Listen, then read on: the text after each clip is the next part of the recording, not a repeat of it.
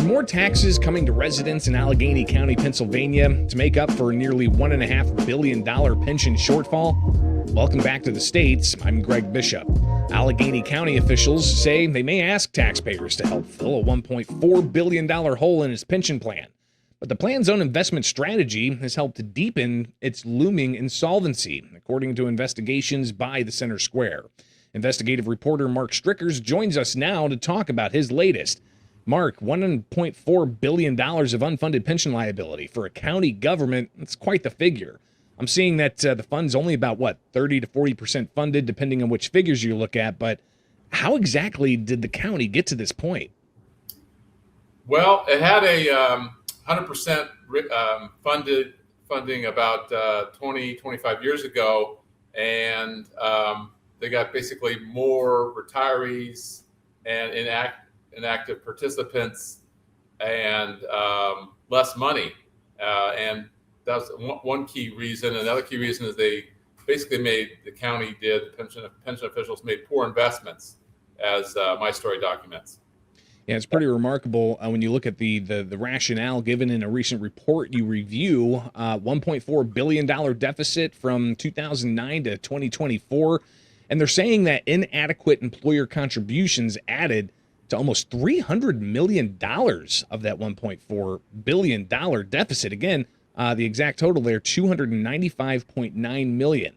But then you get into another element that you report more thoroughly about in your story about this experience number, quote unquote. That's $273.9 million that they find adds to that $1.4 billion unfunded liability.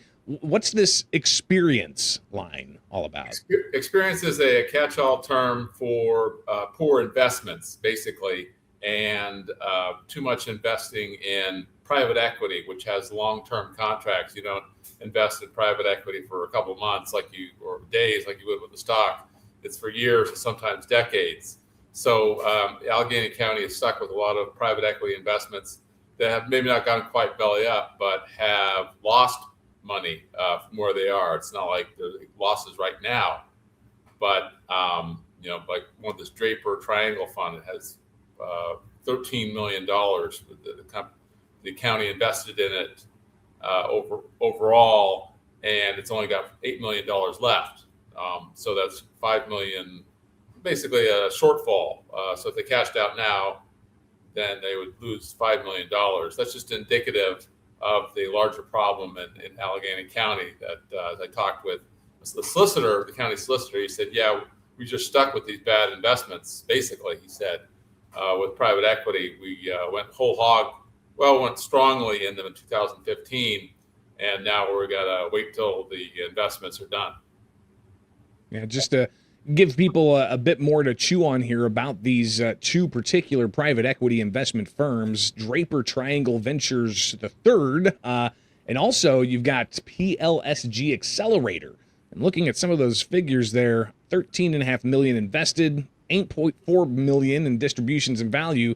It's $5.1 million less than what was contributed. Not as large of numbers, but much worse type of ratio of gain versus what was contributed with the PLSG Accelerator. But Mark, this is just a sample of some of the private equity shortfalls that you found. There's other investments that you spell out as well in your article. Talk a bit about those. Right.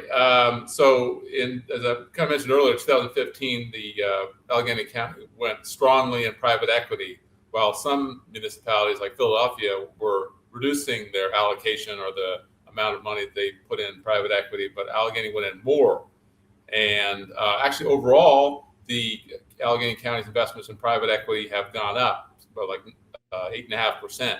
So it's not as if they've been horrible investments, but that's just been very disappointing. And the report that the county, through another agency, put out last month said that Allegheny County was over-invested in private equity and not enough in stocks and bonds. So that's one of the key issues. Like if the Allegheny County had put money in stocks and bonds instead of private equity, they would have made about 25%, significantly more money.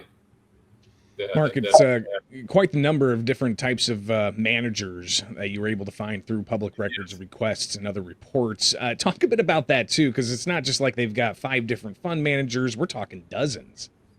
Yeah, they had more than 80 last year, and that's down from 91. And those managers cost money. I found that they spent about $4 million just on managers' fees. And those, as a rule, those managers get their money regardless of how the fund does, regardless of performance. So that adds up to the cost as well. And when you talk to the solicitor of the Allegheny County Retirement Board, they said that they're basically stuck. What is the way out of this? Is it going to be more taxes? If so, just how much are they looking to tax? Well, a couple of things. As you alluded to, the company the county rather has to wait until these private equity investments end, and the county is already reducing its percentage, how much it invests in private equity. It's going more towards stocks and bonds. But yes, after say 12 months, next year or so, the county executive, Sara Innamorato, I hope I'm pronouncing her last name correctly, she said we're going to have to increase taxes or find new taxes, including higher property taxes, earned income taxes, sales taxes, and maybe even create new ones, like maybe legalizing marijuana or pot and taxing that. So yeah, there's consequences to when government officials don't invest properly. It's not something we really think about as ordinary citizens, but that's a definite reality here, that this has been a serious issue for them. It's not just, excuse me, a lack of employer contributions by the airport authority and the county. It's also poor investments by county pension officials. And that's kind of what my story found, that they would admit that they did not invest as well as they could have, but it was not, they didn't lead with that. They said it was really they need more spending, but they didn't say, yeah, we ourselves, they didn't lead with the fact that they themselves didn't invest as well as they could have. And one report you reviewed talked about the amount of money that would need to be contributed a year just by the airport authority. And we're not talking like, $5 million a year here and there. We're talking 140 to 150 million dollars. Just how long annual payments like that would it take for them to actually address this unfunded liability? If memory serves, it's at least till 2043, and that's when the pension is supposed to go belly up or pay as you go system. So that's going to be an extra $100 million from the airport authority and the county, from those two employers, because they employ a lot of people, and they're going to have to find some way to pay for that. Now, Mark, obviously taxpayers could be asked to pay more in taxes, but what does this mean for the pension fund's viability for the beneficiaries of the pension funds, right? I mean, if it's going belly up soon, 20 years down the road, if it's not addressed, what does that mean? Well, at that point, I don't mean to laugh, it's a serious issue, but it's going to have most likely the Pennsylvania, the Commonwealth itself, the state officials would get involved. It's a serious issue when people who have worked for any organization, alone government, local government, aren't getting their pension checks.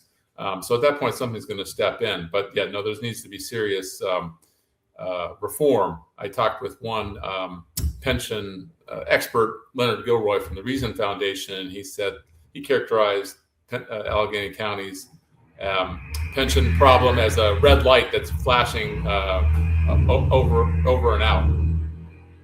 Yeah, it's fascinating when you say this could get to the point where the state has to do something. What is that something, right? Is it going to be a bailout for Allegheny County? Is it going to be modifying pension rules? It'll be interesting, and I'm sure that you're going to stay on top of that story and so much more. Anything else that you want to leave us with about this story and what's so significant about it?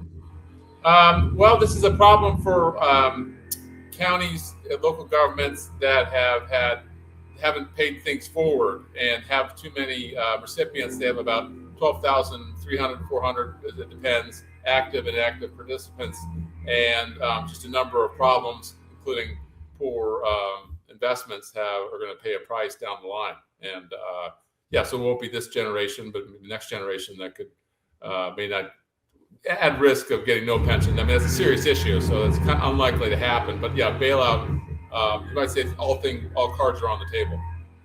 Well, Mark Stricherz, the Center Square investigative reporter, greatly appreciate your time, and definitely something to watch closely because, as he said, this isn't just going to be something officials in Allegheny County are grappling with. It could be something that communities and jurisdictions across the state with public sector pension funds could be grappling with. Get the latest at thecentersquare.com. We'll be right back with more here from the States.